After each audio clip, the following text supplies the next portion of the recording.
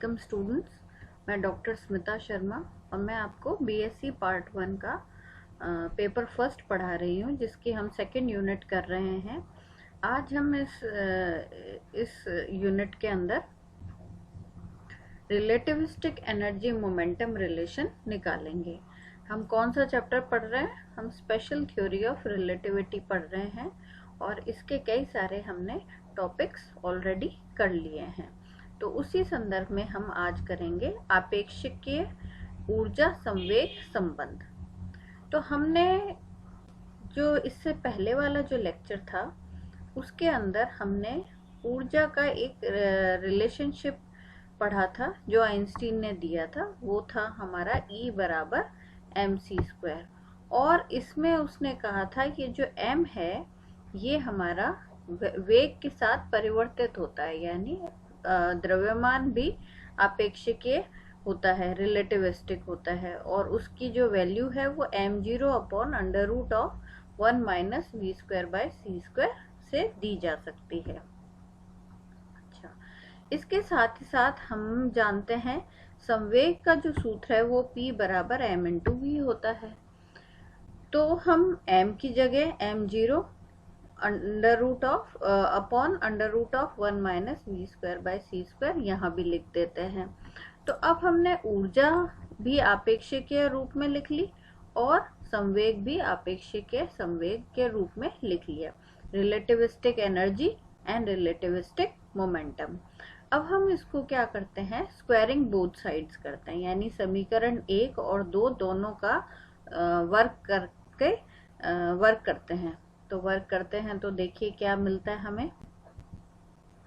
Energy का जब हम स्क्वायर करेंगे तो हमारे पास आ जाता है E² बराबर m0c4/1 - v²/c²।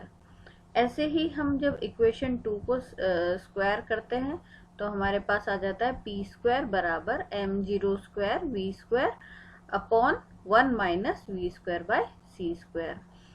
अब हम इससे हम एक इम्पोर्टेंट समीकरण निकालेंगे। अब वो निकालने के लिए हम क्या करेंगे, समीकरण 4 को c² से गुणा कर देते हैं। तो c² से गुणा करेंगे तो ये आ जाएगा P² c² बराबर m0² v²c² (1 - v²/c²। अब आपके पास ये जो समीकरण आई है, इस समीकरण को आप इस समीकरण 3 में से घटा देते हैं। तो देखो आप क्या कर रहे हो, E² - P²c² करा, तो E² का मान रख दिया और P²c² का मान रख दिया और इस इक्वेशन को सिंप्लीफाई करा। आप देखो डिनोमिनेटर सेम है तो ऊपर वाला सेम कर लेंगे। तो हमने कुछ इस तरीके से इसको सॉल्व कर लिया। m0² c² कॉमन निकल गया, अंदर बच गया यहाँ पर c² - v² और (1 - v²/c²। अगर मैं इसमें से भी c² कॉमन ले लेती हूँ तो ये भी 1 - v²/c² हो जाएगा कुछ इस तरीके से, और ये दोनों टर्म्स हमारी कैंसिल आउट हो जाएंगे। ये टर्म्स कैंसिल आउट हो गई तो हमारे पास क्या आ गया, m0² c4। तो हमारे पास यहाँ एक बड़ी इंपॉर्टेंट रिलेशनशिप आ गई जिसको हम रिलेटिविस्टिक एनर्जी मोमेंटम रिलेशनशिप कहते हैं। वो आ गई हमारी E² - P²c² = m0² c4, या E² बराबर P²c² प्लस m0² c4, जहाँ पर E जो है वो अंडर रूट के फॉर्म में हम इस तरीके से लिख सकते हैं। तो ये हमारी रिलेटिविस्टिक एनर्जी मोमेंटम रिलेशनशिप कहलाती है। अब हम इसके अंदर जो अभी तक हमने आपेक्षिकता का सिद्धांत पढ़ा है उसके अंदर आगे जाकर फर्दर स्टडीज में हम 4 वेक्टर्स फॉर्मूलेशन ज़्यादा काम में लेते हैं। वो हमारे लिए वो फॉर्मूलेशन हमें यूज़ करना हमारे लिए सुविधाजनक रहता है। तो यहाँ फर्स्ट ईयर की क्लास में हम केवल उसका ब्रीफ इंट्रोडक्शन पढ़ेंगे कि 4 वेक्टर फॉर्मूलेशन से आप क्या समझते हो और इनको किस तरीके से मतलब इनके जो सिंबल्स हैं, नोटेशंस हैं, वो कैसे यूज में लिए जाते हैं। तो केवल एक ओवरव्यू है इसका आपके सिलेबस में, हम उसको डिस्कस करते हैं। 4 वेक्टर फॉर्मुलेशन। तो हमें मालूम है जब 3 डायमेंशनल या त्रिविमीय अगर हम स्थिति सदिश लेते हैं तो R जो होता है वो xi plus yj plus zk होता है ना। और अगर हम लेते हैं जैसे 2 फ्रेम ऑफ रेफरेंस हम हमेशा लेते हैं S और S डैश, और हम ये मान लेते हैं S S डैश के सापेक्ष कुछ थोड़ा सा झुका हुआ है, तो ऐसी स्थिति में जो उनका पोजीशन वेक्टर है वो सेम होता है, R बराबर R डैश हो जाता है। या हम यूँ कहें उनका जो मॉडुलस होता है वो बराबर हो जाता है, उनका जो परिमाण है वो बराबर होता है। और इस स्थिति में परिमाण R का परिमाण कितना होगा, मैग्नीट्यूड कितना होगा, under root of X square plus Y square plus Z square, और इसका हो जाएगा under root of X square dash plus Y dash square plus Z dash square. तो हम इस आधार पर, क्योंकि ये दोनों बराबर हैं, हम ये चीज लिख सकते हैं। अर्थात इस सदिश की लंबाई रूपांतरणों में निश्चर रहती है। ये हम साधारण शब्दों में जो हम समझाना चाह रहे हैं वो ये कह रहे हैं कि जो पोजीशन वेक्टर है उसकी जो लंबाई है वो हमारी जो वेक्टर है उसकी जो लंबाई है वो सभी फ्रेम्स ऑफ रेफरेंस में अगर एक फ्रेम ऑफ रेफरेंस से दूसरे फ्रेम में जाए जो कि परस्पर झुके हुए हैं तो उनकी जो लंबाई है वो निश्चल रहती है, इनवेरिएंट रहती है। तो अच्छा, इसके साथ ही साथ हमारे जो पोजीशन वेक्टर हैं उनके लिए हमारे ट्रांसफॉर्मेशन इक्वेशंस अवेलेबल हैं। तो ट्रांसफॉर्मेशन इक्वेशंस जो अवेलेबल है वो हम ब्रीफली कैसे लिख सकते हैं, कुछ इस प्रकार से लिख सकते हैं, X dash Y dash Z dash, हम उसको कुछ इस प्रकार से लिख सकते हैं। ठीक है, ये हमने अलग अलग सेपरेट इक्वेशंस पढ़ रखी है, एक्स डैश के लिए अलग, वाई डैश के लिए अलग, जेड डैश के लिए अलग, हमने उसको एक जनरल वे में मैट्रिक्स फॉर्म में लिख दिया है। अब मान लो कोई 3 डायमेंशनल कोई राशि है a, और इस प्रकार की है जिसको अगर उसका परिमाण जो है a स्क्वायर है वो ax square plus ay square plus az square भी हो सकता है, और अगर एस डैश फ्रेम में देखें तो ax dash square plus ay dash square plus az dash square हो सकता है। ऐसी स्थिति में हम क्या कर सकते हैं, अच्छा साथ ही साथ जो ऊपर जो हमने मैट्रिक्स रिलेशनशिप लिखी है वो भी इसके अंदर x dash y dash z dash की जगह हम ax डैश ay डैश और az डैश लिखकर कुछ इस फॉर्म में ले सकते हैं। तो हमारे पास 2 समीकरणें आ गई, 1 और 2। तो ये जो राशि है a, इसको हम त्रिविमीय सदिश कहते हैं, 3 डायमेंशनल वेक्टर कहते हैं। अब ये 3 डायमेंशनल वेक्टर को, अभी तक हमने 3 डायमेंशंस पढ़ी है, अब हम इसको 4 डायमेंशंस में परिभाषित कर सकते हैं, एक्सटेंड किया जा सकता है इसको। तो कैसे करेंगे वो अब हम देख लेते हैं। ये सारी चीजें हम यूज करते आए, 3 डायमेंशंस यूज करते आए हैं, अब हम उसको 4 डायमेंशंस में कैसे करें वो हम देख लेते हैं। तो अब हमारे कुछ मालूम है, आपेक्षिकता के सिद्धांत में हमें मालूम है ये राशि हमने पढ़ी थी लॉरेंस ट्रांसफॉर्मेशन में निश्चल रहती है, या हमने ये चीज यूज करी थी X square plus Y square Z plus Z square minus C square T square बराबर X dash square plus Y dash square plus Z dash square minus C square T dash square. ये हमने कहा था कि Lawrence रूपांतरण में ये निश्चल रहती है, इनवेरिएंट रहती है। तो साथ ही साथ ये भी सिद्ध किया जा सकता है कि अगर 2 परस्पर झुके हुए तंत्र हैं तो उनके जो निर्देशांक हैं उसमें x और y वो x डैश y डैश से संबंधित होते हैं, जो कि हमने लॉरेंस रूपांतरण से निकाल लिए थे और हमने उन रिलेशनशिप सारी डिस्कस कर ली थी। अब हम इसके अंदर एक इम्पॉर्टेंट पद्धति यूज करेंगे जो हम यहाँ पर करते हैं, ये सबसे इम्पोर्टेंट है, 4 वेक्टर यहीं से आपको समझ आएगा।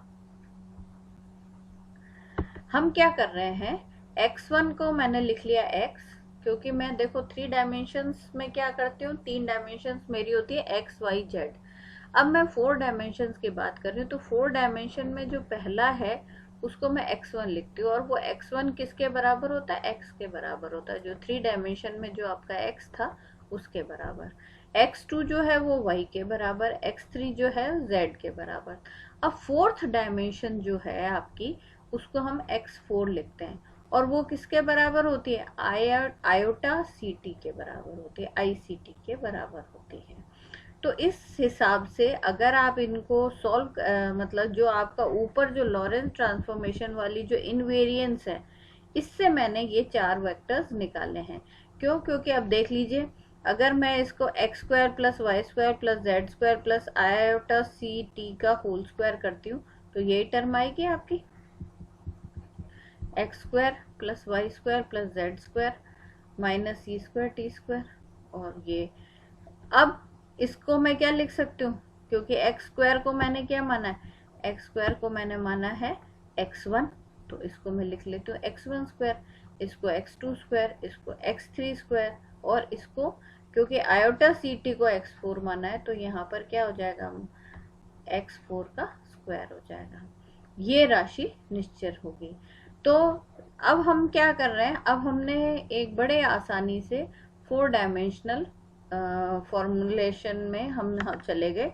हमने क्या कहा कि कोई भी जो घटना है उसको 4 कोऑर्डिनेट से डिफाइन कर सकते हैं। वो 4 कोऑर्डिनेट्स हमारे ये हैं, x1 x2 x3 x4। और दूसरे फ्रेम ऑफ रेफरेंस में क्या हो जाएगा, एस डैश फ्रेम में वही 4 डायमेंशंस हो जाएंगे, x1 dash x2 dash x3 dash x4 dash. और क्योंकि जो लॉरेंस ट्रांसफॉर्मेशन में है ये राशि निश्चल रहती है, इसलिए x1 square plus x2 square plus x3 square plus x4 square जो है वो x1 dash square plus x2 dash square plus x3 dash square plus x4 dash square के बराबर होगी। ये राशि हमारी, जैसे जिस प्रकार 3 डायमेंशनल वेक्टर्स की लंबाई ये होती है और वो निश्चल रहती है, उसी प्रकार से ये जो वैल्यू है ये हमारी इनवेरिएंट रहती है, निश्चल रहती है। और इसके कारण जो स्पेस बन रहा है उसको हम कहते हैं चतुर्विम आकाश या 4 डायमेंशनल स्पेस। और हम ब्रीफ में लिख सकते हैं, किसी भी वेक्टर को हम x म्यू के घटक मान सकते हैं। जैसे मैं कहती हूँ कि मेरा a वेक्टर है, तो उसके मैं मान लेती हूँ 3 घटक है, ax ay az, a vector है, तो 4 डायमेंशनल स्पेस के अंदर x म्यू से उसके घटकों को माना जा सकता है। तो ये हमने एक 4 dimensional space, imaginary 4 dimensional space, क्योंकि 3 तो उसमें, चौथा जो है वो हमारा इमेजिनरी होता है, काल्पनिक होता है, और वो किसको रिप्रेजेंट करता है, वो समय अक्ष को रिप्रेजेंट करता है। तो अब हम अगर इस वेक्टर को s से रिप्रेजेंट करें तो क्या होगा, तो हम क्या लिख सकते हैं, इसको हम s स्क्वायर लिख सकते हैं, और वो हो जाएगा x1 square plus x2 square, ऐसे ही लिखते हैं हम किसी भी वेक्टर को, है ना। तो इसको हम समीशन के फॉर्म में भी लिख सकते हैं, summation mu 1 to 4 x mu square. अच्छा, लॉरेंस रूपांतरण के हिसाब से ये दोनों निश्चल रहते हैं, इसलिए एस स्क्वायर बराबर एस डैश स्क्वायर होगा, तो ये चीज भी हमारी आ जाएगी। और इसको हम x म्यू को, ये जो x म्यू हमने लिखा है ये हमारा क्या है, ये 4 डायमेंशनल पोजीशन वेक्टर है। अब ये 4 डायमेंशनल पोजीशन वेक्टर लेने से हमारे को फायदा क्या हो रहा है, देखो बड़ा इसमें, इसको क्या ये यूज करने से एक तो हमने क्या करा, जो टाइम की जो टाइम है उसको भी एक डायमेंशन मानते हुए हमने उसको 4th डायमेंशन मान लिया, जो हम अपने जो डेली के जो ऑब्जर्व जो स्पेस है या संसार है उसमें नहीं देख सकते, ठीक है, लेकिन हम महसूस कर सकते हैं टाइम हमेशा आगे चलता हुआ लग रहा है, उसको हमने इंक्लूड कर लिया। दूसरा, अगर हम उसकी मैथमेटिकली अगर हम इसको सॉल्व करते हैं 4 डायमेंशंस को लेके, तो वो हमारा बड़ा आसानी से, बड़ा सिंप्लीफाइड वे में सॉल्व हो जाता है, ये हम अभी देख लेंगे। देखो अब क्या है, अगर हम 4 डायमेंशनल फॉर्म में लिखेंगे तो आपके लॉरेंस रूपांतरण हमने ये पढ़ रखे हैं, है ना। अब हम इन चारों रूपांतरणों को हम क्या करते हैं, 4 डायमेंशन के फॉर्म में लिखते हैं। तो हमारे सबसे पहले एक चीज ध्यान रखना, यहाँ पे जो बीटा है वो हमारा v/c है। तो v/c को मैं बीटा लिखूंगी, तो गामा हमारा होता है 1/√1 माइनस v²/c²। तो मैं उसको ब्रीफ में लिख सकती हूँ, गामा बराबर 1/√1 माइनस बीटा स्क्वायर। अब हम नए जो आपने लॉरेंज जो संकेतन पद्धति मानी है उसके आधार पे लिखो। तो पहला वाला क्या हो जाएगा, x डैश की जगह लिखूंगी मैं x1 डैश, यहाँ गामा लिख दिया, यहाँ x1 लिख दिया माइनस vt। ठीक है, इसका क्या हो जाएगा, x2 डैश बराबर x2, x3 डैश बराबर x3, और ये t डैश बराबर गामा x4, क्योंकि यहाँ पर t आ रहा है, माइनस आयोटा बीटा x1। ये मैंने vx/c² को चेंज करके यहाँ पर लिख दिया। v/c है उसको बीटा लिख दिया, और x1 यहाँ पर x की जगह x1 लिख दिया। तो हमारे पास ये फॉर्म आ गया। अब इसको मैट्रिक्स फॉर्म में भी लिख सकते हैं। मैट्रिक्स फॉर्म में लिखना है इन्हीं को, तो हम कैसे लिख सकते हैं, लेफ्ट हैंड साइड में तो ये लिख लिया x1 dash, x2 dash, x3 dash, x4 dash. अब ये जो इसके जो मैट्रिक्स के पार्ट्स हैं उनको हम कैसे लिख सकते हैं, देखो पहला x1 का है गामा, तो यहाँ पर गामा आ गया। फिर x2 का पार्ट है नहीं, x3 का है नहीं, x4 का है। x4 का कितना है, गामा माइनस vt। अब t तो कोई हमारा होता नहीं है, हमारा क्या होता है, x4 होता है। अब x4 क्या होता है हमारा, x4 होता है आयोटा ct। तो आयोटा ct के फॉर्म में चेंज करेंगे इसको, तो हमारे को क्या करना पड़ेगा, c से गुणा भी करना पड़ेगा और c से भाग भी लगाना पड़ेगा। तो c से जब हम गुणा करते हैं तो ये तो बन जाता है आपका x4, और यहाँ पर क्योंकि भाग में c आ गया तो हमारे पास क्या आ गया, v/c बीटा बन गया। तो ये फॉर्म जो ये vt की जगह हमारा क्या आ जाएगा, आयोटा बीटा गामा आ गया, है ना। ऐसे ही इसके अंदर करेंगे, इसमें केवल x2 है, x2 का 1 आ जाएगा, और ये 0 है, ये भी 0, ये भी 0। ऐसे ही x3 में पहला 0, दूसरा 0, तीसरा 1 हो जाएगा, चौथा 0 हो जाएगा। ऐसे ही चौथा जो है इसके अंदर हम आयोटा ct से थ्रू आउट गुणा करें, थ्रू आउट गुणा करें तो हमारे पास क्या आ जाएगा, यहाँ पर आयोटा बीटा और यहाँ पर गामा आ जाएगा। तो माइनस आयोटा बीटा गामा 0 0 0, ये हमारे पास सारा मान आ गया, और x1 x2 x3 x4 के फॉर्म में आ गया। तो हमने इसको जो है मैट्रिक्स फॉर्म में इस प्रकार से लिख लिया। तो ये हमारा मैट्रिक्स। अब ये जो मैट्रिक्स हमारा बनता है, अगर ये वास्तव में अगर देखा जाए, जैसे 4 वेलोसिटी हमने पढ़ रखी है, 4 वेलोसिटी के लिए अगर हम देखें, ज़्यादा हम डिटेल में नहीं जाएंगे, अगर 4 वेलोसिटी का फॉर्म देखें तो वो हमारा भी ऐसा ही आएगा। ये देखिए, अगर हम उसको सिंप्लीफाई करके अगर वर्कआउट करते हैं तो इसकी मैट्रिक्स भी ऐसी ही आती है। ऐसे ही हम एनर्जी का देखेंगे, मोमेंटम का देखेंगे, तो मोमेंटम की जो मैट्रिक्स है वो भी ऐसी ही आएगी। 4 मोमेंटम जो है वो भी कुछ ऐसी ही मैट्रिक्स देगा। ये देखिए, 4 मोमेंटम की मैट्रिक्स भी कुछ ऐसी ही आ रही है। अगर एनर्जी की देखेंगे तो एनर्जी की भी कुछ फॉर्म ऐसा जो है, फोर्स जो है उसका फॉर्म भी कुछ ऐसा ही आपको दिखाई देगा। ये अलग अलग कंपोनेंट्स हमने इसके निकाले हुए हैं।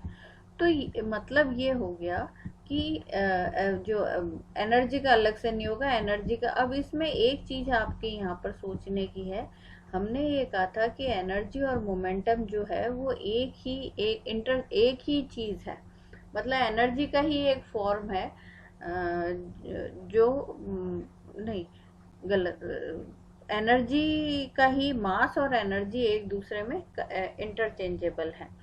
तो हम क्या कर सकते हैं, जब मोमेंटम के हम 3 घटक करेंगे तो 3 घटक तो हमारे एक्स वाई जेड से आ जाते हैं, और चौथा घटक जो है वो हमारा एनर्जी से आता है। तो एनर्जी के फॉर्म में हमारा कुछ P4 जो होता है वो एक्चुअल में रिलेटिविस्टिक मास लगाने के बाद इंट्रोड्यूस करा जा सकता है। और जो मतलब चौथा जो P4 होता है मोमेंटम का, वो रिलेटिविस्टिक एनर्जी से ही रिलेटेड होता है। ये चीज़ें हमारे को ध्यान में रखने की है। अब ये जो मैंने इतनी सारी चीज़ें आपको बताई है, हो सकता है थोड़ा सा आपको कंफ्यूजिंग लगे, तो कोई बात नहीं। इसके अंदर मैं लास्ट में एक बार थोड़ा सा इसको जो भी मैं चीज़ें बता रही हूँ उनको मैं थोड़ा सा इकट्ठा कर दिया। क्या क्या है? सबसे पहले तो ये है कि हमें मालूम है लॉरेंस ट्रांसफॉर्मेशन में ये जो मान है ये हमेशा कांस्टेंट रहता है या इनवेरिएंट रहता है, इसलिए हम इसको ऐसे लिख सकते हैं। ये पहली चीज ध्यान रखिए। अच्छा, जो हमारे एक्स वाई जेड और X dash Y dash Z dash के बीच में जो हम रिलेशनशिप निकालते हैं वो 3D स्पेस होती है। ऐसे ही अगर हम उसके अंदर टाइम फैक्टर हम जोड़ दें तो हमारे पास क्या आ जाएगी? 4D स्पेस आ जाएगी। अब 4D स्पेस के लिए हमें नए सिंबल्स कैसे लिए हैं? वो हमने लिए हैं x1 को x, x2 को y, x3 को z और x4 को आयोटा ct। उसके आधार पे हमारी ये जो राशि है ये इनवेरिएंट राशि हो जाती है, जिसको हम इस रूप में लिख सकते हैं 4 डायमेंशंस में, 4 डायमेंशन स्पेस के अंदर। अब अगर हमारे 2 फ्रेम ऑफ रेफरेंस है और तो उसके अंदर हम कुछ इस प्रकार से लिखा जा सकता है उन 2 फ्रेम ऑफ रेफरेंस में।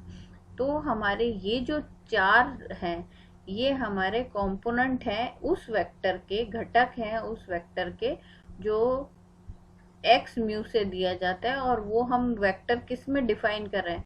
4D स्पेस में डिफाइन कर रहे हैं। 4D स्पेस में क्या होगा? हर एक वेक्टर के 4 कंपोनेंट्स होंगे, x1, x2, x3, x4, जहाँ x4 जो है वो आयोटा ct है और टाइम एक्सिस से बताया जाता है और इमेजिनरी होता है। अच्छा, इसके साथ साथ हमने एक चीज और इसके अंदर पढ़ ली थी, जो मैंने कहा था बीटा जो होती है वो v/c होती है, गामा √1/√1 माइनस बीटा स्क्वायर होता है। और इसके आधार पर हमने जो लॉरेंस ट्रांसफॉर्मेशन इक्वेशंस निकाली हैं वो हम नए प्रकार से लिख सकते हैं।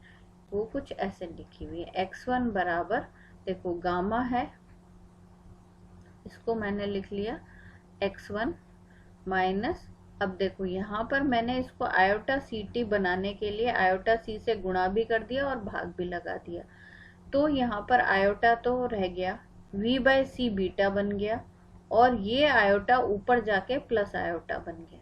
तो हमारे पास ये दोनों आयोटा जो है ये ऊपर जाके प्लस का हो गया, तो ये आयोटा स्क्वायर मतलब ये हमारा नहीं, आयोटा ct तो हो ही गया, ये आयोटा जो है ये हमारा ऊपर आके प्लस का हो गया, तो हमारे पास आ गया प्लस आयोटा v/c बीटा हो गया, और ये जो आयोटा ct है ये x4 हो गया। तो इस प्रकार से हमने लिख लिया। ऐसे ही जो चौथा वाला पार्ट है वो मैंने यहाँ सॉल्व करके भी बताया। x4 डैश जो होता है वो आयोटा ct डैश होता है। इसका मतलब आपका जो t डैश वाला लॉरेंस ट्रांसफॉर्मेशन है उसमें हर एक जगह आप आयोटा c से गुणा कर दो, तो मैंने गुणा कर दिया। अब ये आयोटा ct तो सीधे ही x4 बन गया। यहाँ पर क्या हुआ? vx/c स्क्वायर आता है, तो c कट गया, v/c बीटा बन गया, और ये जो x है वो x1 बन गया। तो ये वाला हमारा 4th फॉर्म हो गया। और इसको हमने पहले अभी जो ऐसा पढ़ा है वैसे हम इसको मैट्रिक्स फॉर्म में लिख सकते हैं। तो जनरल वे में ये तो मैंने लॉरेंस इसके लिए डिस्प्लेसमेंट लॉरेंस ट्रांसफॉर्मेशन इक्वेशंस बताई हैं। जनरल वे में आप इसको कुछ इस प्रकार से लिख सकते हैं। तो इस प्रकार से ये हमारा 4 वेक्टर फॉर्मूलेशन को आगे फर्दर हायर स्टडीज में हम 4 वेक्टर फॉर्मूलेशन से जब स्टडीज करते हैं तो हमारे लिए काफी इजी हो जाता है इस 4th डायमेंशन को समझना। तो इस टॉपिक के साथ ही हमारा जो ये यूनिट है और चैप्टर है स्पेशल थ्योरी ऑफ रिलेटिविटी वो कंप्लीट हो जाता है। अगले लेक्चर से हम यूनिट 3 स्टार्ट करेंगे। धन्यवाद।